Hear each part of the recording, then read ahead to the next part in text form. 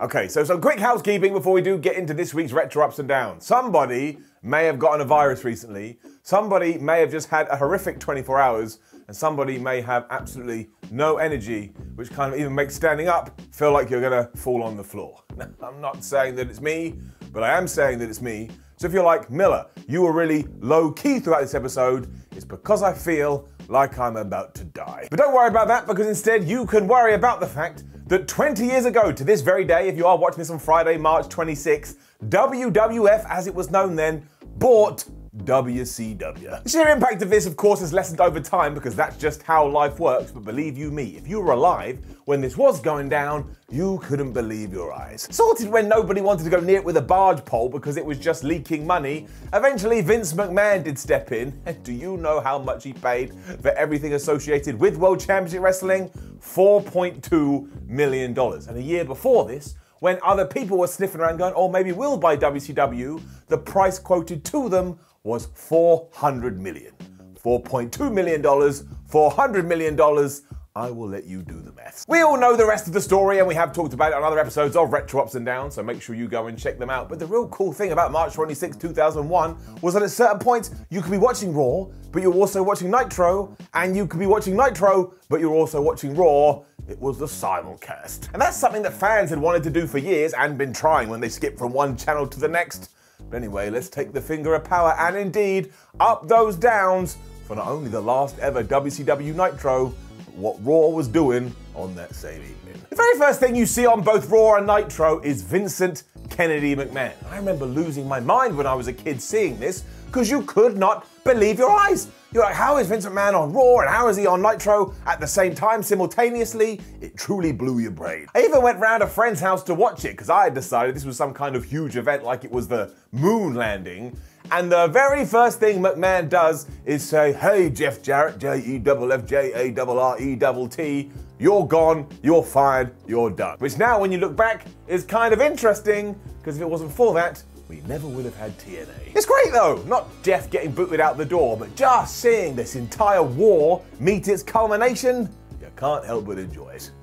I'd also completely forgotten that Raw and Nitro then separated and went on their own ways, because then you just transition back into normal WWF programming, and out comes Kurt Angle. He is super pissed off because WrestleMania 17 is only days away and he still doesn't have an opponent, which is doubly bad, because do you know who did and was booked for the show? None other than the gobbledygooker, because of course at WrestleMania 17, we were going to have the gimmick battle royal, and my sources tell me that the Iron Sheik is still making his way to the ring. Angle is just on fire here though, and you remember how good he is, especially when he says, given that I don't have an opponent, all I'll have to do is keep on complaining until somebody sorts this out.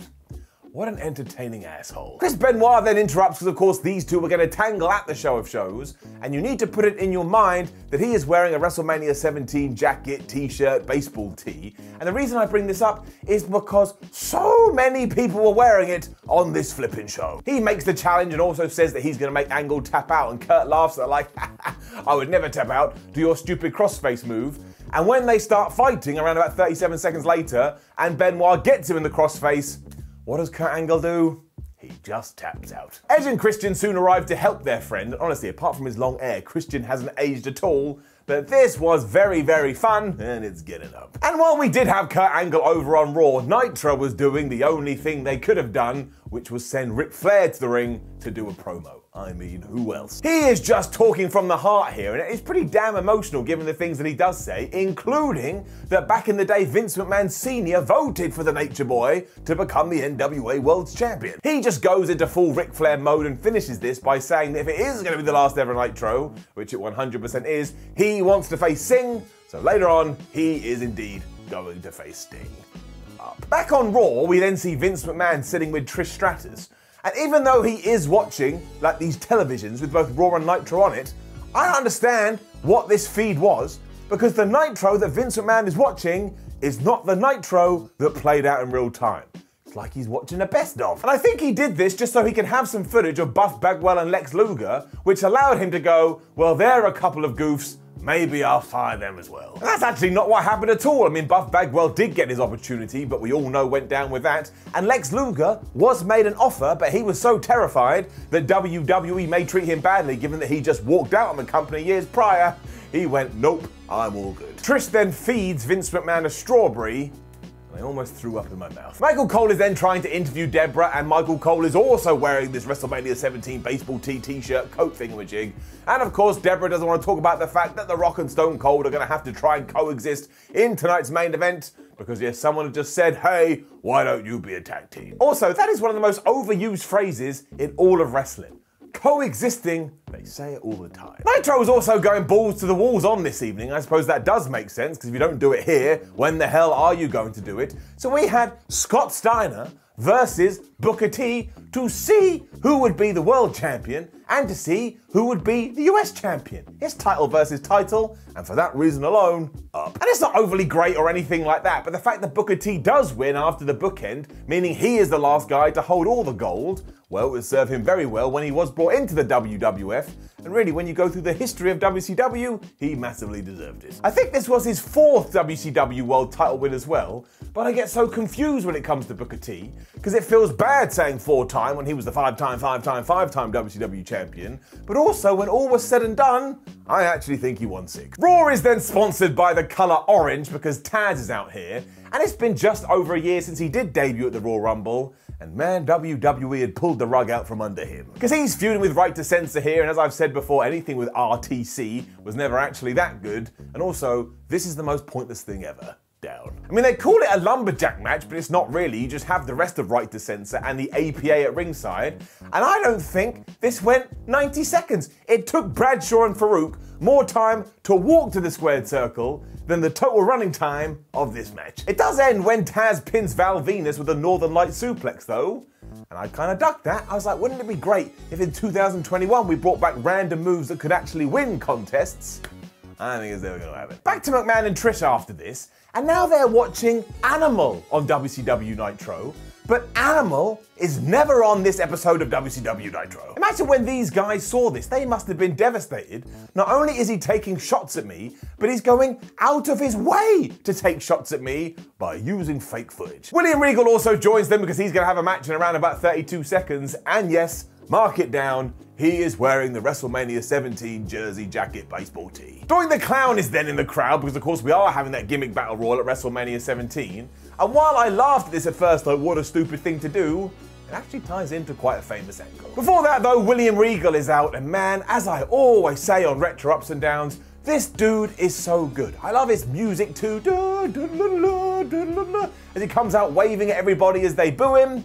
William Regal is the best. He calls Chris Jericho a toe rag because they were going to be fighting at WrestleMania 17, and then calls the Hollies out because he wants to fight one of them. Now, Crash Holly believes he is talking to him, but of course this is William Regal, like the ultimate villain, and actually he wants to fight Molly Holly, so he goes after her. So he is just beating up the whole family at one point, but this is where Doink gets involved, and before you knew what this was, you were like, why is Doink getting involved? What the hell is going on? But then Doink rips off his wig, and if you can believe it, it's none other than Chris Jericho. Now this was obvious because seconds beforehand, he had put William Regal in the walls of Jericho, but it is so well executed, and it's so well done, even though it's blindingly obvious what this is, he still gets a good reaction when he does D-Wig. So all of this is actually very enjoyable, even if the match wasn't even a match.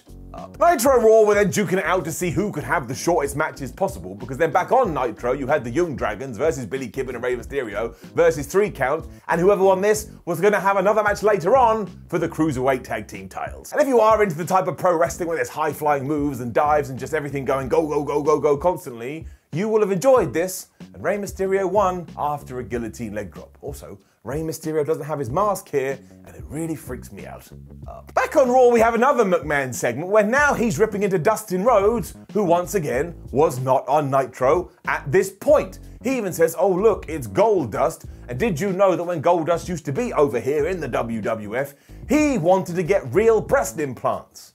If you can believe it, apparently that story is true. It then gets super creepy because as McMahon has mentioned breasts, he then starts staring at Trish Stratus's and just getting all excited like they're about to have sex. I thought about killing myself during this. Down. Regal is then going nuts backstage because of what had just happened, and because he is the commissioner, he says later on it's going to be Chris Jericho versus the Big Show. And he sold that like Teddy Long on SmackDown. Remember that? Teddy Long would go, "You're going to go one-on-one with The Undertaker."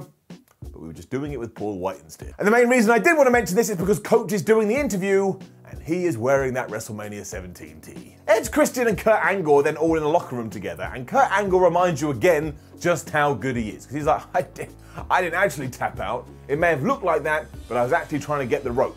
If you stare into his eyes, you can see that he was melting inside. Things then get really weird because Rhino walks in and he completely invades Kurt Angle's personal space.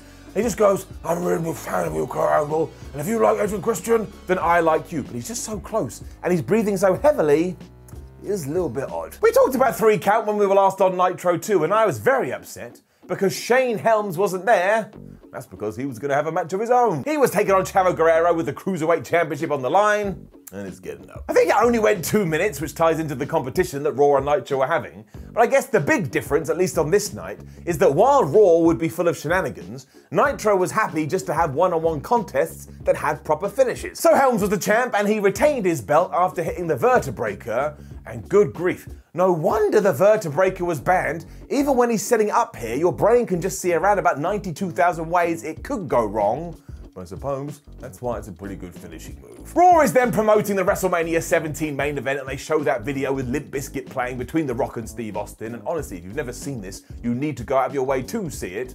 But clearly they're just filling time too, because they then replay a huge segment for the interview that Stone Cold and The Rock had done on SmackDown. And again, that is something you absolutely need to see. It feels real. But I was like, man, I've already gone through this once last week. Why are we doing it again? It's also the best part of Raw next, because Coach is trying to interview Deborah. And I'm like, would you leave this poor woman alone? And while you can't see this on the WWE Network version, I went and found one on YouTube. When it does finish, you hear a producer or something go, "Out!"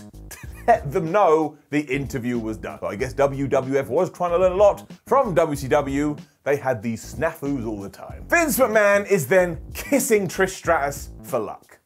I never need this. It is not entertaining in any sense of the word. I would rather rip my own arm off and bash myself over the head with it. Down. Over on Nitro, Lance Storm and Mike Awesome are taking on Sean O'Haire and Chuck Palumbo for the Tag Team Championships.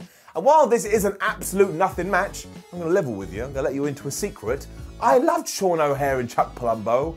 There was just something about it. And I bet it goes more than a few minutes, and it ends after Sean O'Haire hits a swanton bomb onto Mike Awesome, so they retain their titles. But they really did have a lot of upside, and I never really felt like anyone gave them the push they deserved. Which I can't say about Sean Stasiac versus Bam Bam Biglow. That is a match that takes place on the last ever Nitro, and it has a stipulation. If Sean Stasiac loses, he has to get a tattoo. What? Stacy Keibler, who is in Stasiac's corner, pretends she's going to strip at first, because of course she does. And yes, she then causes the distraction. Bam Bam Bigelow gets hit with a neck breaker, and Sean Stasiac beats a former WrestleMania main eventer. Down. Mysterio and Kidman then do beat Kid Romeo and Elix Skipper to become the Cruiserweight Tag Team title holders though. And it's very, very fun, it's very, very entertaining. I enjoyed it, aside from the fact that Kidman's finisher here is known as the Kid Crusher. That's what Tony Schiavone says. I'm like, he wouldn't call it the Kid Crusher for obvious reasons. So I Googled it, but no, it is called the Kid Crusher. But again, it's just moves and craziness up. As we will talk about later too, I was convinced that both Raw and Nitro ended with the simulcast, but it was here that I remembered that wasn't the case, because of course Raw and Nitro weren't aiming like for like at the time, and Raw would start an hour later, and this is why I get confused. It also means the last thing you do see on WCW Nitro is Sting versus Ric Flair, and that will just make you feel all warm and fuzzy in your tum-tum. Flair is wrestling in a t-shirt because his self-confidence was in the toilet at the time, and that just makes me really sad because a great like him should never feel that way. And by the time he poked Sting in the eye, I was just like, man, this is a nostalgia riot. Sting also no-sells Ric Flair's chops, and he gives him the Carina Press Slam, which they had done in all of their matches. And it's just what you want from Sting and Ric Flair. They are two of the best. You also get the Nature Boy doing the Flair flop, and this is exactly the way that Nitro should have left our lives. And after Rick does apply the figure four, Sting reverses it, he locks on the Scorpion Deathlock, and as he always did, Ric Flair has no problem in tapping out. This was all great though. It's a poignant and beautiful way to say goodbye to WCW Nitro. And yeah, 20 years later, and we have never seen it again. It does all lead up to this simulcast though, which again is just bang in the middle of Raw. But what a moment this is. Now it does go well too long because it's just Vince McMahon rubbing his ego for 15 minutes, but I suppose he had bought WCW, what else he was going to do, and all you need to know, all you need to remember, is that you see Lillian Garcia at the start of this, and she is wearing the WrestleMania 17 t-shirt. McMahon also flubs his lines here because he goes, oh my gosh, look, we're on Raw here on TNN, and over on Nitro, we're there on TNN. He meant to say TNT, although technically he was still accurately correct. You then get that famous line of, that's right, I bought my competition. And of course Vince McMahon then says the ink isn't on the contract yet because he wants Ted Turner to turn up at WrestleMania 17 and give him the piece of paper so he can sign it in front of his face. And even back then you were like, Vince McMahon, Ted Turner is never gonna do this. What planet you living on? The best bit though is when McMahon starts surveying the fans about what WCW wrestlers they want to come in. So he mentions Hulk Hogan, he mentions Lex Luger, he mentions Buff Bagwell, Sting, Goldberg, who gets an incredible ovation. And it's just, again, the word is surreal. It is so surreal to hear these wrestlers that have been kept off WWE TV for so long, and now, well, you own the rights, you can do whatever the hell you want. McMahon's big reveal, though, is that he is going to shelve WCW and just let it burn and die, which is when, over on Nitro, out comes Shane McMahon. He lets us know that actually the deal has been signed by McMahon, but the name doesn't read Vince McMahon, it reads Shane McMahon. And honestly, the crowd reacts huge to this, and it ties into the fact that father and son were feuding and they were going to pay that off at WrestleMania 17. WWF did do this very well. This was going to be the idea too. A bunch of WCW guys were going to run in during that Vince and Shane match, but days beforehand, Sean Stasiac had let the cat out of the bag, and it pissed Vince off so much, he cancelled the whole thing. Stupid, stupid meat. McMahon sells this like he's been shot out of a cannon, and while we do know what's around the corner, in terms of what happened here, it is truly brilliant. It's then back to normal as we only have Raw to finish off here, and our next match is Team ECK versus the Hardy Boys and Chris Benoit, and it goes 2 minutes down. I was mostly annoyed because I was looking forward to this. I was like, well, you got Edge, you got Christian, you got Kurt Angle, you got the Hardys, you got Chris Benoit. This has to be a good match. But they are not given any time at all. And of course it's Christian that taps out to the crossface, because as ever, which is very topical at the moment, Christian is always underappreciated. There is also a big brawl afterwards that ends with Rhino goring the hell out of Lita.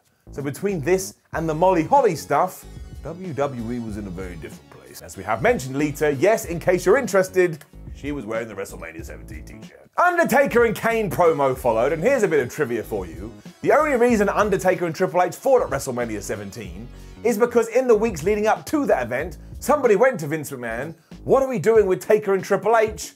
And he had actually forgotten to put them in a program. Some of the stuff Taker is talking about here too, he has lost his damn mind. It is like gibberish central. Because Triple H had busted him open on SmackDown, so he's all out like, I'm hungry for my own blood, the blood in my mouth made me feel really good, and the only thing that's going to satisfy my cravings is by taking these soup bones, and making sure they're covered in Triple H's blood. What a weird person. We then get a 3.5 minute match with Test versus X-Pac, and in X-Pac's corner is Albert, which is kind of interesting, because the tag team used to be TNA, Test and Albert, but now Albert is with X-Pac. Also the special guest referee is Eddie Guerrero. I have no idea. It is Eddie Guerrero that makes this though, because he is so damn good at everything he does. Like the first 3 count he does is so slow you could fall asleep, and then later on, simply because he doesn't want to count another 3 count, he's like, oh, my back, my back. The man is a hero. Test then beats him up soon for obvious reasons, and when another referee is in there and is about to get Test the victory, Eddie Guerrero just pulls that official out because he's the special guest referee and nobody is taking his fun away. It ends when Albert just gets in there and gives Test the ball though bomb, and Eddie Guerrero couldn't care less about this and he's happy to give the victory to X-Pac, and again, this is completely made thanks to one Eddie Guerrero.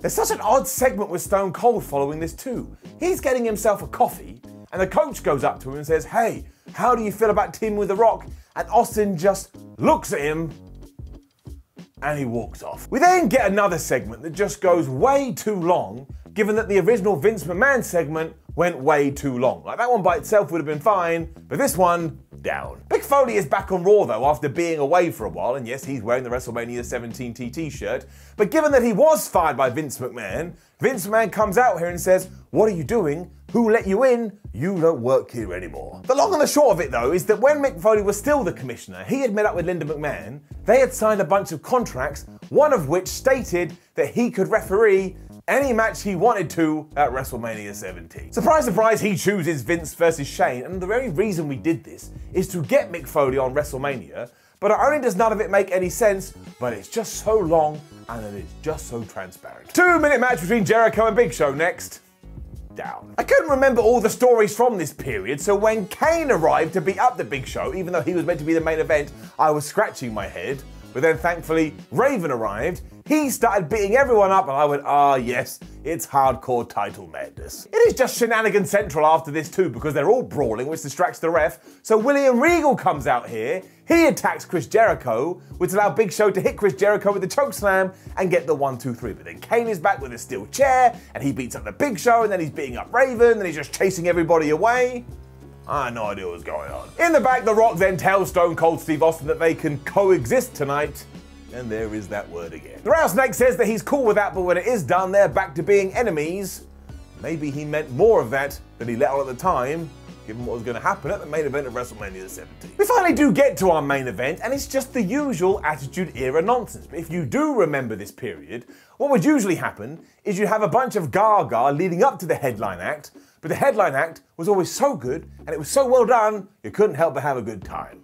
It helps that the fans are just going nuts for all of this, and they can't believe they're getting to see these 4 guys go at it live, and they just also kick the crap out of each other. WWE couldn't help themselves, so Triple H comes out towards the end, even though he'd apparently been given the night off, and he wallops the Undertaker with a chair, and that allows Stone Cold Steve Austin to crawl over the dead man and get the 1, 2, 3, because of course, as we know in 2001, the Undertaker was never allowed to lose clean. Taker and Triple H then glare at each other to remind you that they're going to have a match on Sunday, and then when Steve Austin is celebrating with all of his beers, The Rock sneaks up behind him, he gives him the Stone Cold Stunner, he then drinks the booze before leaving one of the cans against Steve Austin's head. It is just a great way to get you excited for that pay-per-view, and honestly, I knew what was going to happen on Sunday, but even I felt kind of jazzed. So there we go, the simulcast, the death of WCW Nitro, and while I was always a WWF guy, I do miss it because competition is always fun. Now please do like the video, share the video and subscribe.